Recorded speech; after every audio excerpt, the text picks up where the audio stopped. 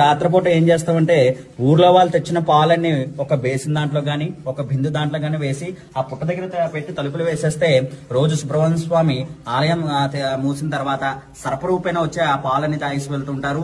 వచ్చిన భక్తులు కూడా ఆయన గుళ్ళో గాని గుడి ప్రాంగణంలో గాని ఎక్కడో చోట స్వామివారు అందరికి ఇక్కడ సర్పరూపేణ దర్శనమిచ్చి వెళ్తూ ఉంటారండి. ఆ పుట్ట వచ్చేసి అమావాస్య దిగిపోతుందండి, మళ్ళీ పౌర్ణమి పెరుగుతూ ఉంటది. రోజు మనం బొట్టు పెట్టుకోవడానికి ఎంత మట్టి తీస్తున్నాయండి, దానికంటే అదే వచ్చేస్తుంది ఎవరో ఎక్కువ. ఆ పుట్ట బంగారాన్ని మన కనురెప్పలు గాని చెవులకు గాని రాసుకుంటాయండి. కనుపోట్లు గాని చెవుపోట్లు గాని పాములు కల్లోకి రావడం గాని నాగదోషాలు గాని ఉండవన్నమాట అండి. योगीश्वरो महासेनः कार्तिकेयाग्निनन्दनः स्कन्दः कुमारसेनानीः स्वामी शङ्करसम्भवः।